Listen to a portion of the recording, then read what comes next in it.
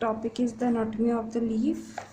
ये डिफरेंसेस पढ़ेंगे Dorsey-ventral leaf में और मोनोकोटिलेडन्स लीफ में। तो यहाँ से पढ़ते हैं, इससे आसानी पड़ेगी। ये डाइकॉट लीफ है, डॉर्सी-वेंट्रल डाइकॉट लीफ, मतलब दोनों के अपर साइड और लोअर साइड डिफरेंट होंगे। इसमें क्या होता है, इसमें स्टोमेटा एब्सेंट होते हैं और लेस अबंडेंट होता है अपर साइड। ऊपर की तरफ या तो स्टोमेटा कम होंगे या तो ख़त्म नहीं होंगे या फिर बहुत कम होंगे। मगर इसमें जो मोनोकोट की लीफ होती है आइसोबायलेटरल बोलते हैं, तो दोनों साइड जैसी होती है। इसमें स्टोमेटा इक्वली प्रेजेंट होते हैं, जितने ऊपर उतने नीचे। इसमें ऊपर की तरफ कम होते हैं, ठीक है, नीचे की तरफ बहुत होते हैं डाइकॉट लीफ में। Mesophyll is differentiated into 2 parts. जिसमें मीजोफिल होती है 2 पार्ट में मतलब डिफ्रेंशिएट हो जाती है डाइकॉट में। एक तो पैलिसेड पैरेन्काइमा और दूसरी होती है जो नीचे की तरफ होती है वो स्पॉन्जी पैरेन्काइमा। मतलब ऊपर की तरफ तो होगी पैलिसेड सेल्स और नीचे की तरफ होगी स्पॉन्जी पैरेन्काइमा। ये इस तरह का अरेंजमेंट होता है लीफ में, ठीक है। तीसरा होता है bundle sheath. Bundle sheath is single layered होती है and form of colourless cells. जो बंडल शीट होती है इसकी वो एक सिंगल लेयर की होगी, ठीक है। Hypodermis of the midrib region is collenchymatous. इसमें कॉलनकाइमेटस हाइपोडर्मिस होता है, किसमें, डाइकॉट लीफ में। इसमें जैसे मीजोफिल का अनडिफ्रेंशिएटेड होती है, मतलब इतने डिफ्रेंशिएशन नहीं हुआ इसमें। और जो बंडल शीट होती है वो 1 या 2 लेयर्स की हो सकती है, बंडल शीट मोटी होती है। और जो हाइपोडर्मिस होती है वो स्क्लेरेनकाइमेटस की होती है। ये इसकी इंपॉर्टेंट वर्डिंग है, स्क्लेरेनकाइमेटस की है, ये 1 और 2 लेयर है। और ये अनडिफ्रेंशिएट, ये बहुत इंपॉर्टेंट है।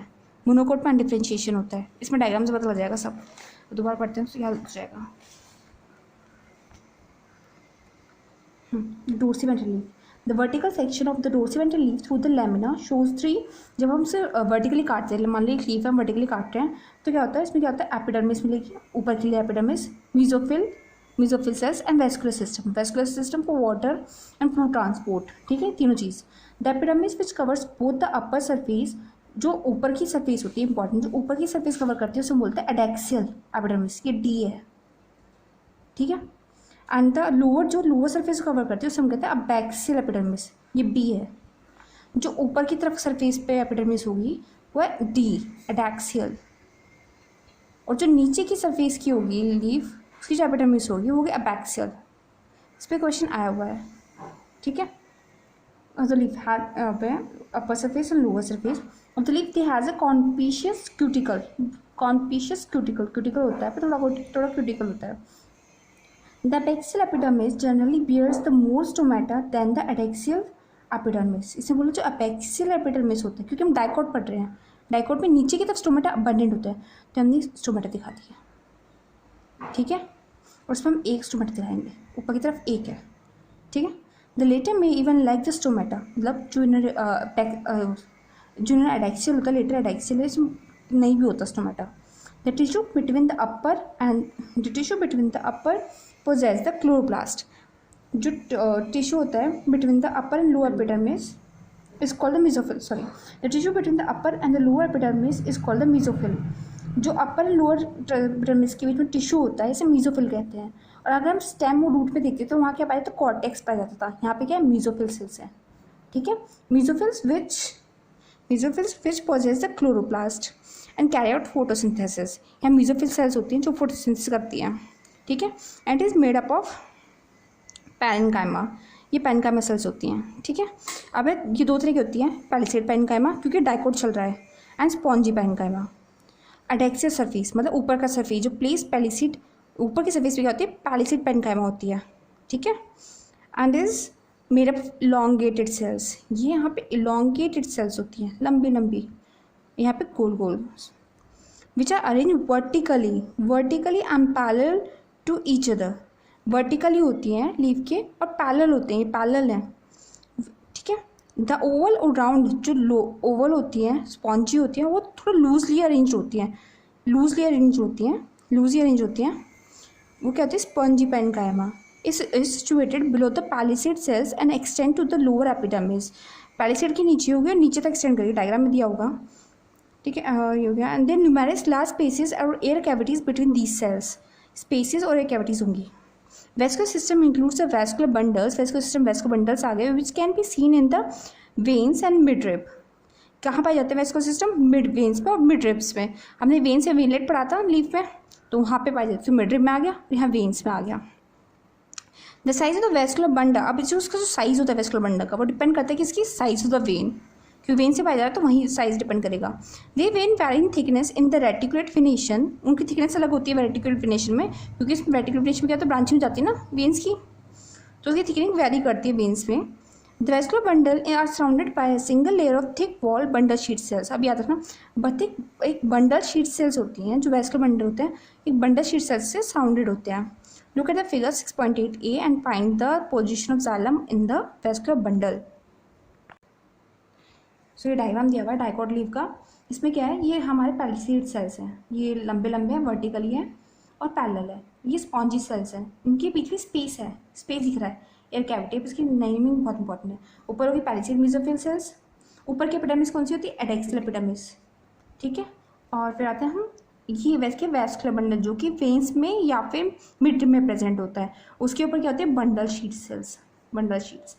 ये आपको देख सकती है, इन्होंने बंडल शीट दिखाई है हमने। ये स्पॉन्जी सेल्स हैं, स्पॉन्जी मेसोफिल सेल्स। यहाँ पे इन्होंने दिखाया है stomata, stoma is the opening, और सब स्टोमेटल कैविटीज़ के नीचे की जो कैविटी दिखाई है, और ये एपिडर्मिस। ये इंपॉर्टेंट, पूरी पैराग्राफ को ना पढ़ो, बस ये देखना तो पता याद रहेगा कि किस में मेसोफिल्स है और किस में डिफ्रेंशिएटेड है, किस में अनडिफ्रेंशिएटेड है, डिफरेंसेस के लिए, ठीक है। अब आती है मोनोकोट, या मोनोकोट से स्टार्ट करते हैं। The stomata of the isobilateral leaf, ये याद रखना कि आइसोबायलेटर कौन सी है? मोनोकोट लीफ, जो कि सेम, आइसोबायलेटर मतलब होता है सेम होती है, ठीक है। ये सेम होगी, इसमें लिख देती हूँ मैं सेम, अपर लोअर सेम, ठीक है। Leaf is similar to that of the dorsiventral leaf and the मैनीबीज, लगभग सेम ही होती है, फिर भी डिफरेंस हम पढ़ चुके हैं। It shows the following characteristic differences in a isobilateral leaf, ठीक है। Stomata, the isobilateral leaf, the stomata are present on both the surface epidermis, ठीक है, दोनों में प्रेजेंट होते हैं स्टोमेटा, ये दोनों में प्रेजेंट होता है। इन्होंने स्ट्रेस दिखाया भी 1 2, दिखा दिया कि दोनों तरफ स्टोमेटा प्रेजेंट होते हैं, ठीक है। Surface epidermis and the mesophyll is not differentiated, यहाँ पे एक ही तरह की मेसोफिल है, ना तो पैलिसेड स्पॉन्जी कुछ नहीं है, बस एक ही तरह की मेसोफिल है, तो ये लाइन इंपॉर्टेंट है। Into the it is not differentiated into the palisade and spongy parenchyma. In grasses, अब ग्रासेस मोनोकोट्स होती हैं। Certain adaxial epidermal cells along the veins and modify themselves into large empty colonies cells और empty colourless cells. ये important है। जो ऊपर की surface होती है वो क्या करती है, जो वेन्स के अराउंड होती है, वो अपने आप को कलरलेस सेल्स, कुछ कलर वाले सेल बनाती है, हम कहते हैं बुल्लीफॉर्म सेल्स। मतलब ऊपर की जो लीव्स की जो मिड, जो हमारी वेन्स के अलॉन्ग सेल्स होती हैं, कुछ सेल्स अलॉन्ग द वेन्स, वो अपने आप मॉडिफाई हो जाएगी, कलर खो देगी, मीन्स दे कलरलेस हो जाती हैं, कलरलेस एम्प्टी एंड लार्ज बड़ी जाती हैं, होती है बुल्लीफॉर्म सेल्स। इनका कुछ फंक्शन होता है, ये मोनोकोट में पाई जाएगी, कोई फंक्शन तो होगा। इनका फंक्शन है when the bulliform cells and the leaves have absorb the water, जैसे बुल्लीफॉर्म सेल्स क्लोरोप्लास्ट खो दिया इन्होंने, कलरलेस हैं, तो जब पानी को ऑब्जर्व करती हैं तो वो फूल जाती हैं। And the leaf surfaces is exposed, leaf surface खुल जाती है। व्हेन दे आर फ्लैसिड, जब ये पानी खो देती है due to water stress, they make the leaf curl towards the to minimise the water loss. ये बुल्लीफॉर्म सेल का फंक्शन है। अगर देखो इन्हें पानी ऑब्जॉर्ब किया तो ये फैल जाएंगी। अगर इनमें पानी का कमी आ गई, मतलब पानी इवेपोरेट हो रहा है, तो क्या करेगी, लीफ को कर्ल कर लेगी इस तरीके से, तो इसका फंक्शन है। मोनोकोट में ये हेल्पफुल दे रही है। तो इंपॉर्टेंट, बुल्लीफॉर्म सेल्स कहाँ पर जाती है? मोनोकोट में। तो लिख लेना bulliform cells are found in monocot, वहाँ पे कंफ्यूजन नहीं होना चाहिए। Bulliform cells found in monocot, monocot. अब आते हैं द पैरेलल वेनेशन। मोनोकोट में क्या होता है? पैरेलल वेनेशन होता है ना। Leaves is reflected in the near similar sizes of vascular. तो वेस्कुलर बंडल क्या होता है? सेम होता है लगभग, क्योंकि पैरेलल वेनेशन एक जैसी होती है, तो लगभग सेम होता है, accept in the main rib. Main win को छोड़कर बाकी क्या होता है, वेस्कुलर बंडल का साइज सेम होता है, ये पता होना चाहिए, ठीक है। ये हो गया। अब secondary growth, the growth of the root and stems in the length with the help of the apical meristem. Root और शूट की कैसे होती है? एपिकल मेरिस्टम की वजह से ग्रोथ होती है। जो प्राइमरी ग्रोथ होती है वो एपिकल मेरिस्टम की वजह से होती है। अब सेकेंडरी ग्रोथ, जो सेकेंडरी ग्रोथ होती है अपनी मोटापा बढ़ाने के लिए, अपनी गिरद बढ़ाने के लिए, जो कि डाइकोट प्लांट्स में देखी जाती है, मोस्ट डाइकोट प्लांट्स में, ठीक है। इंक्रीज ग्रोथ, दिस जो सेकेंडरी ग्रोथ होती है गिरद को बढ़ाने के लिए होती है, सपोर्ट प्रोवाइड करने के लिए होती है, सेकेंडरी ग्रोथ होती है, ठीक है। This tissue involve in secondary, अब कौन से टिश्यू इन्वॉल्व होते हैं, अब देखो सेकेंडरी ग्रोथ में आते हैं हमारे लेटरल मेरिस्टम, ठीक है, इसमें लेटरल मेरिस्टम आता है, वैस्कुलर कैम्बियम आता है, कॉर कैम्बियम आता है, ये दो कैम्बियम हो गए, vascular cambium, cork cambium and the lateral meristem. हम वैस्कुलर कैम्बियम से पढ़ते हैं, vascular cambium the meristematic layer that is responsible for cutting off vascular tissue, xylem and phloem, मतलब जाइलम फ्लोएम के बीच में आएगी, तो इसने बोला cutting off the xylem and phloem vascular tissue, ठीक है। वैस्कुलर कैम्बियम मतलब जाइलम फ्लोएम के बीच में आ रही है, वैस्कुलर टिश्यू के बीच में आ रही है। In the young stem it is present in the patches as a single layer, अगर कोई यंग स्टेम है तो केवल एक सिंगल लेयर होगी, क्योंकि उस प्लांट को ग्रो करनी है, अभी गिर्थ नहीं बढ़ानी, जब गिर्थ बढ़ाती है तब उसके नंबर बढ़ते हैं वैस्कुलर कैम्बियम के, ठीक है, तब लेयर्स बढ़ती है वैस्कुलर कैम्बियम की। इन्होंने बोला शुरुआत में क्या होती है, एक सिंगल लेयर होती है, प्रेजेंट है single layer between xylem and phloem, later form a complex complete ring, later जैसे प्लांट को गिर्थ बढ़ानी होती है तो वैस्कुलर कैम्बियम पूरी रिंग बना लेती है, ठीक है। स्टार्टिंग में क्या हुई, एक सिंगल लेयर होगी, बाद में पूरी कंप्लीट हो जाती है, ठीक है। बात है formation of cambium ring, cambium ring का बन रहा है जब प्लांट थोड़ा बड़ा हो चुका है, उसे गिर्थ बढ़ानी है, तब कैम्बियम रिंग फॉर्मेशन होगा। इन द डाइकोट स्टेम में होता है the cells of the cambium present between the primary xylem primary phloem is the intrafascicular cambium. देखो प्राइमरी जाइलम प्राइमरी फ्लोएम में होता है, ये देखो अगर ये प्राइमरी जाइलम प्राइमरी फ्लोएम के बीच में जो कैम्बियम होता है वो कहता है इंट्राफेसिकुलर कैम्बियम, ठीक है। इंट्राफेसिकुलर कैम्बियम होगा स्टार्टिंग में होता है। अब आता है the cells of the medullary rays adjoining these interfascicular cambium become mesmatic and form the interfascicular cambium। वो था इंट्रा और ये था इंटर, दोनों में अंतर है, अभी इंपॉर्टेंट है, मैं समझाती हूँ अंतर क्या है। सबसे continuous ring of cambium is form, देखो ये आपको दो स्ट्रक्चर दिख रहे हैं, ठीक है। अगर जो स्टार्टिंग में होगी वो होती है इंट्राफेसिकुलर कैम्बियम, क्या होती है इंट्राफेसिकुलर कैम्बियम, फेसिकुलर कैम्बियम। अब क्या होता है, ये हमारी मेडुलरी रेज होती है जो कि पैनकाइमस फॉर्म करती है, मेडुलरी रेज क्या होती है, सेल्स ही होती है, पैनकाइमेटस सेल्स, ठीक है। अब क्या होता है, वो मैस्मेटिक हो जाती है, मतलब मैस्मेटिक डिवाइड करने लगती है, तो ये जो सेल्स डिवाइड करने लगी यहाँ पे तो एक काइंड ऑफ रिंग बन जाती है। और जो सेकेंडरी रिंग बन रही है जो हमारे इससे मेडुलरी रेज से फॉर्म हो रही है, उसे हम क्या कहते हैं, इंटरफेसिकुलर कैम्बियम, फेसिकुलर कैम्बियम। अब क्वेश्चन कैसा आएगा, क्वेश्चन में वो सीधा सा दे देंगे कि आप कंफ्यूज हो जाओगे, इंटरफेसिकुलर और इंट्राफेसिकुलर कैम्बियम, जो दोनों के बीच में है वो क्या है, इंट्रा, और जो वैसे बंडल्स के बीच में जो हमारे के बीच में वो है इंटर, ये क्या है इंटर, ये क्या है इंट्रा, उसी में अंतर होना चाहिए, ठीक है। अब आते हैं पहले क्या बनती है, पहले बनती है इंट्रा बनती है, इंटर बनती है, इंट्रा, हाँ सही है इंट्रा, पहले इंट्रा फिर इंटर, ठीक है। Activity of the cambium ring, the cambium ring becomes active and begins to cut off new cells both towards the inner and outer side. अब कैम्बियम रिंग जो फॉर्म हो जाती है, हमारी कैम्बियम रिंग बनती है, अब क्या हुआ, ये ग्रोथ करेगी इनर की साइड भी, आउटर साइड भी, ठीक है। These cells cut off towards the pith मतलब इनर साइड, ठीक है। मैच्योर टू सेकेंडरी जाइलम, अब देखो ये सेल्स डिवाइड करेंगी, जो अंदर की तरफ डिवाइड करेगी वो क्या बनाएगी, जाइलम, जो बाहर की तरफ डिवाइड करेगी क्या बनेगी, फ्लोएम, ठीक है। साउथ आउटसाइड टुवर्ड्स द फेरिफेरी वो सेकेंडरी फ्लोएम है, ये याद रखना कौन सा फ्लोएम बना रहा है, सेकेंडरी, ठीक है। ये प्राइमरी तो पहले बन चुका, अभी कैम्बियम जो है वो सेकेंडरी बनाएगा, सेकेंडरी ग्रोथ करा रहा है, सेकेंडरी स्ट्रक्चर्स बना रहा है। The cambium is generally more active on the, ये इंपॉर्टेंट है कि आई भी है, कैम्बियम कहाँ जनरली एक्टिव होता है, more towards the inner side, अंदर की तरफ मोर एक्टिव होता है, ये इंपॉर्टेंट, जाइलम ज़्यादा बनेगा फ्लोएम से, ठीक है। As a result, amount of secondary xylem produced in more than the secondary phloem and soon forms a compact mass. Compact mass मतलब अंदर का स्ट्रक्चर जब ज़्यादा सेल्स हो जाएंगी तो क्या होगा, कॉम्पैक्ट हो जाएगा, ए स्पेसेस कम हो जाएंगी, सेल का बहुत सारा कलेक्शन हो जाएगा। The primary and secondary phloem get gradually crushed due to the continued formation and accumulation of secondary xylem.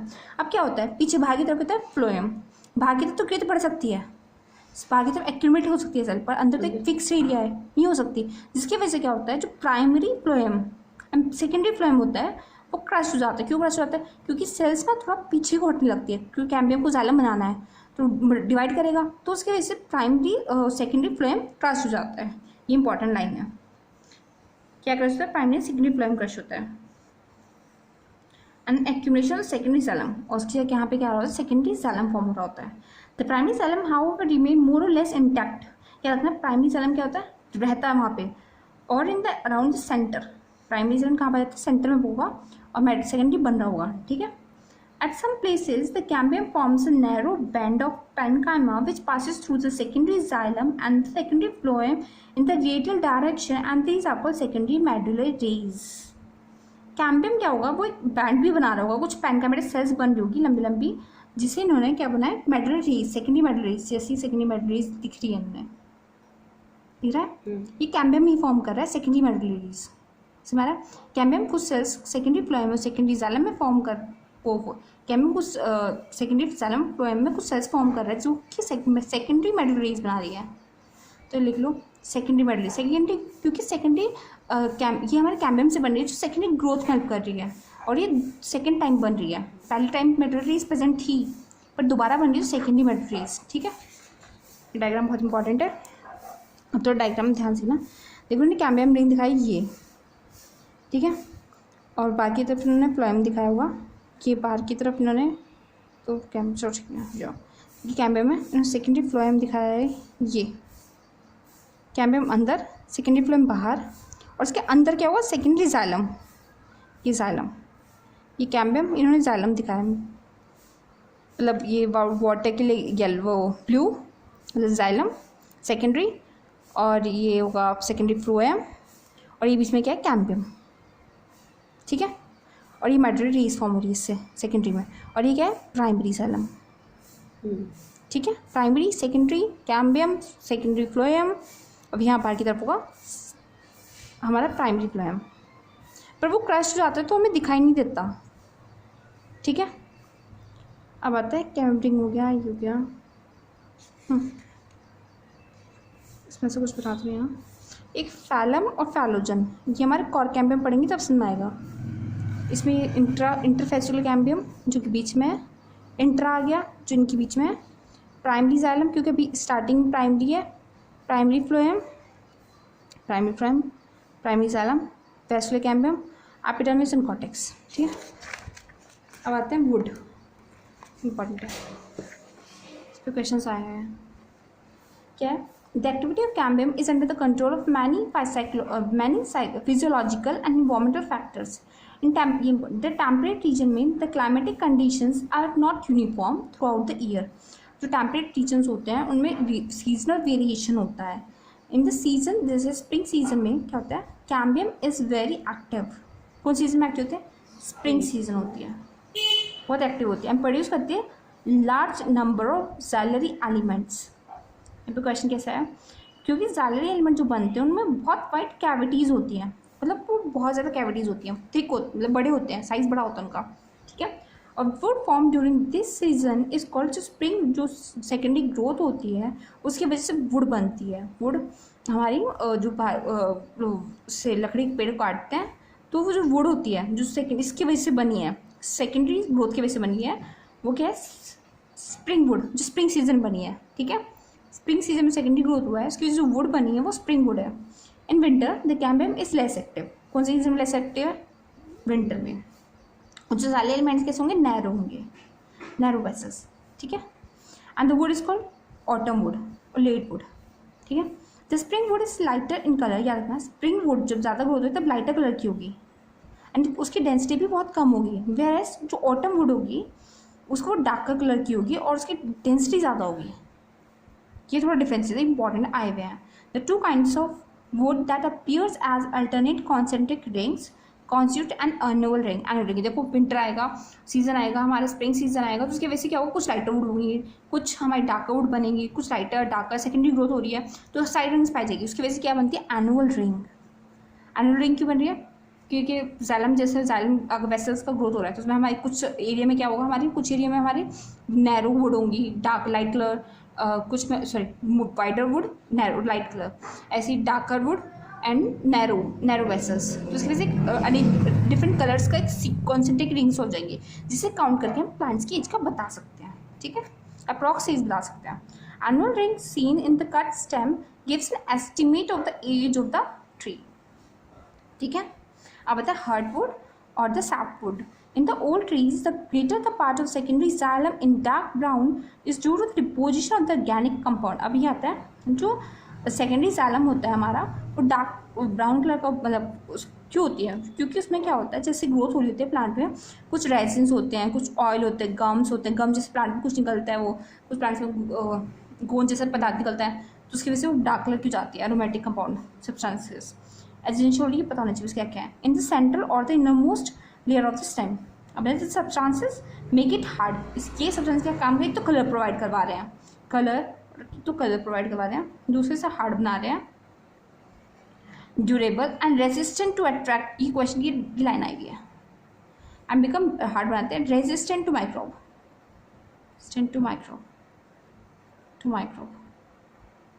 ठीक है। Organism microbes, organism insect, organism and insects, ठीक है।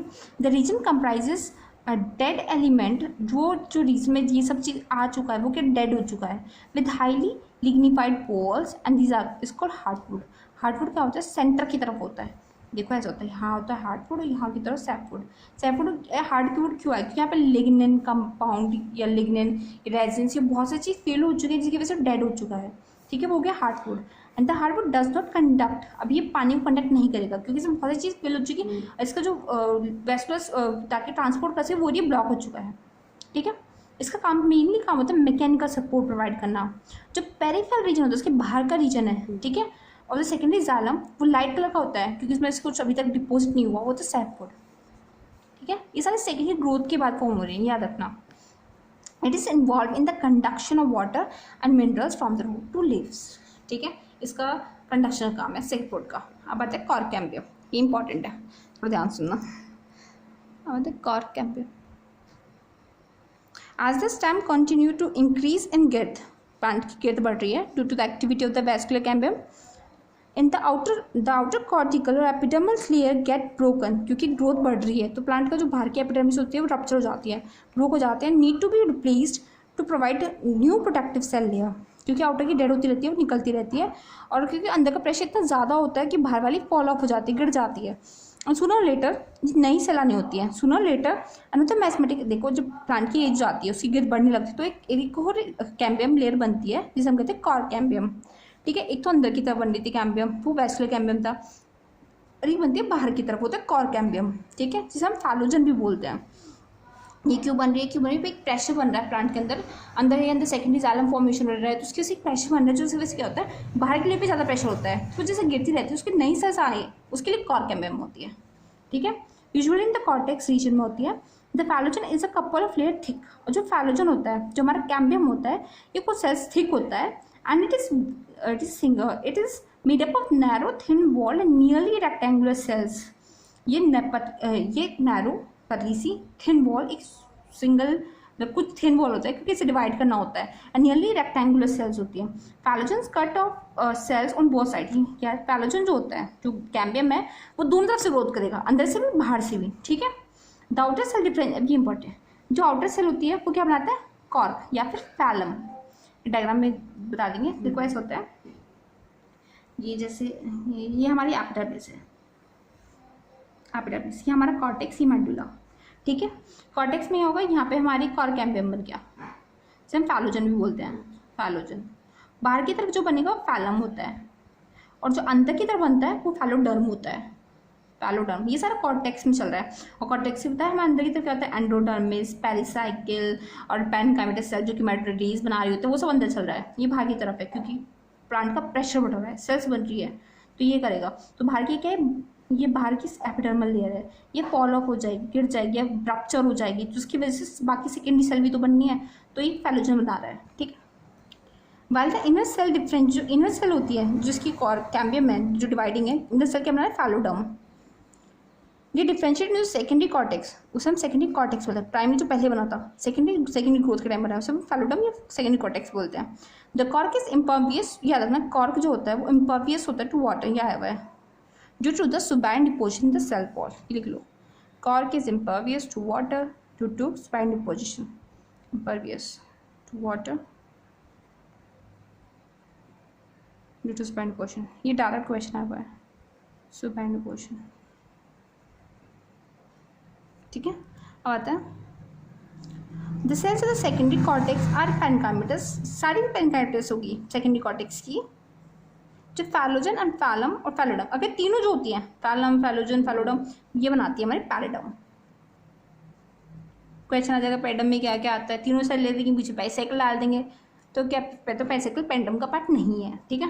Due to the activity of the cork cambium the pressure builds up. अब देखो cork cambium की activity की वजह से कॉर कैम्बियम भी बना रहा है, जिसकी वजह से प्रेशर डेवलप होता है, जिसकी वजह से remaining pressure builds up on the remaining layer periphery, जो पेरिफेरी टू फैलोजन होगी उस पर प्रेशर आएगा, पेरिफेरी टू फैलोजन जो कैम्बियम के बाहर की तरफ होगी, जिसकी वजह से क्या होगी, वो स्लग ऑफ हो जाएगी, टूट के गिर जाएगी, बाहर की जो एपिडर्मल लेयर होगी वो टूट के गिर जाएगी, जिसे रप्चर दिखाई दी है इन्होंने।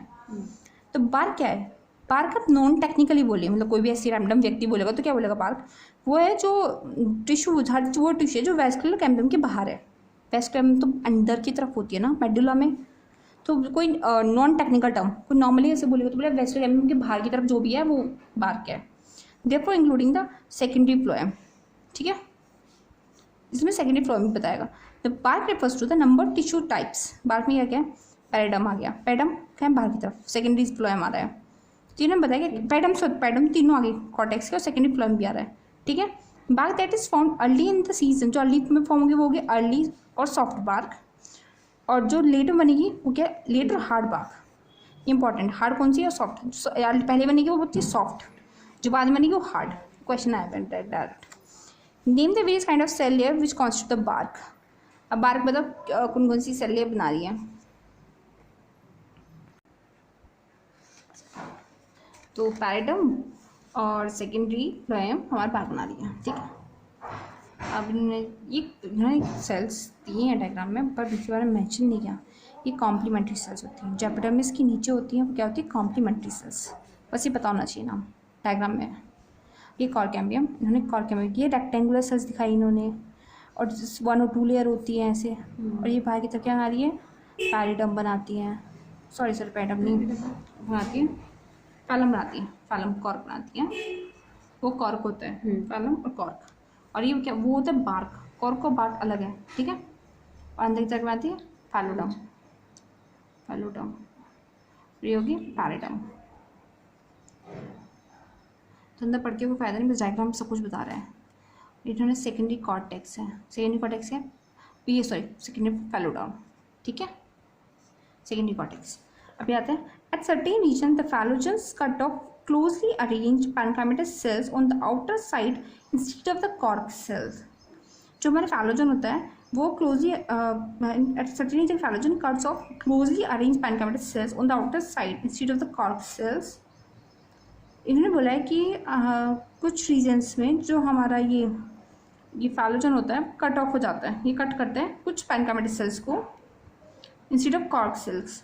इसको कॉर्क सेल्स को कट करने जाए, कुछ पैनकाइमेटस सेल्स को कट करता है, आगे देखते हैं। These parenchymatous cells soon rupture the epidermis forming a lens-shaped opening which is called lenticels. Lenticels permit the exchange of the gases between the outer atmosphere and the internal tissue of the stem, and this occurs in the most of trees. Lenticels क्या होता है, lenticels एक opening type ही बोल रहे हैं कि जैसे cork cambium में कुछ सेल्स को रप्चर करेगा, पैनकाइमेटस सेल्स को रप्चर करेगा, इसकी वजह से क्या होता है, एक ओपनिंग फॉर्म होती है, उन्होंने लेंटिसेल्स बोला है। लेंटिसेल्स हमारे स्टेम में पाई जाएगी, ठीक है। लेंटिसेल्स क्या है, ये केवल गैस को एक्सचेंज करने के लिए हम लिख सकते हैं, लेंटिसेल्स होते हैं, ओपनिंग होती है जो कि फॉर गैस एक्सचेंज होती है, गैस एक्सचेंज के लिए होती है, स्टेम में होती है। ये क्यों होती है, क्योंकि सेल्स का कुछ सेल्स का हमें रप्चर हो जाता है, इसकी वजह से होती है, बिकॉज रप्चर होता है एपिडर्मिस, रप्चर होता है epidermis, there is a opening form, ठीक है। ये उन्होंने बाग दिखाई है और उन्होंने इसमें लेंटिसेल्स बताया। अब आते हैं हमारे secondary growth and root. In the dicot root, the vascular cambium is completely secondary in the origin. It originates from the tissue located just below the phloem bundle, a portion of the pericycle tissue above the protoxylem, forming a complete and continuous wavy ring, which later becomes a circular. Further events are similar to that are already described for the dicot stem. ये पढ़ते हैं। Secondary growth also can stems and roots of the gymnosperm, कुछ gymnosperm में भी secondary growth होती है। However secondary growth does not occur in monocotyledons पे secondary growth नहीं होती है। कुछ जिम्नोस्पर्म में होती है, वो एक्सेप्शंस होते हैं जो जिम्नोस्पर्म जिम्नोस्पर्म में एडवांस्ड प्लांट्स होते हैं उनमें होती है, ठीक है। अब ये होता है, इन्होंने स्टार्टिंग बताई है डाइकोट रूट है, जैसे स्टार्टिंग में उन्होंने बताया कि स्टार्टिंग में जो प्राइमरी फ्लोएम होता है, प्राइमरी कैम्बियम होता है ना जाइलम फ्लोएम के बीच में, बट ये सेकेंडरी कैम्बियम बनता है। तो एक रिंग उन्होंने कंप्लीट पहले होती है वेवी रिंग होती है, बाद में एक सर्कुलर रिंग बन जाती है।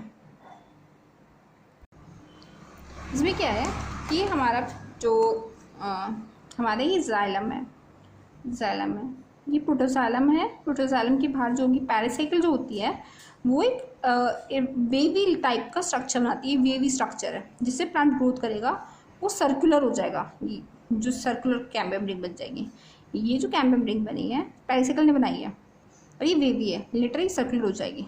अब इसमें मेन डायग्राम में ये जैसे इन्होंने बताया प्रोटोजाइलम दिखाया, ना कि मेटाजाइलम, क्योंकि रूट में क्या होता है एग्जार्च होता है, एग्जार्च में प्रोटोजाइलम बाहर होता है, तो प्रोटोजाइलम को शो किया है। और लाइनिंग इनकी नेमिंग बहुत इंपॉर्टेंट, नेमिंग देखना जो लाइन बता रहे हैं उसे वैसे ही याद कर लेना, चाहे एग्जाम में उतना दिमाग मत लगाना, बस याद रखना किसके बाद क्या था, ठीक है। बस ये देख लो, सेकेंडरी जाइलम अंदर, वो प्राइमरी जाइलम अंदर, ठीक है। इसके बाद क्या होगी सेकेंडरी जाइलम, क्योंकि कैम्बियम है, कैम्बियम बना रहा है सेकेंडरी जाइलम। ऐसे ही कैम्बियम की बाहर क्या होगी सेकेंडरी फ्लोएम, ठीक है। ये कॉर्टेक्स और एपिडर्मिस, यहाँ पे भी देख लो, इन्होंने याद देखो सेकेंडरी फ्लोएम रेज दिखाई है, क्योंकि फ्लोएम में तो फ्लोएम रेज बताई इन्होंने। ये सेकेंडरी जाइलम है, ये primary xylem, secondary xylem, cambium और ये सेकेंडरी फ्लोएम इन्होंने दिखाया, और बाकी तक प्राइमरी फ्लोएम, ये कॉर्टेक्स और एपिडर्मिस से जो याद कर लो। और मोनोकोट्स में कोई सेकेंडरी ग्रोथ होती नहीं है, जिम्नोस्पर्म की कुछ प्लांट्स में होती है, ठीक है। बस इंपॉर्टेंट है, उसके अलावा कुछ नहीं। थैंक्स।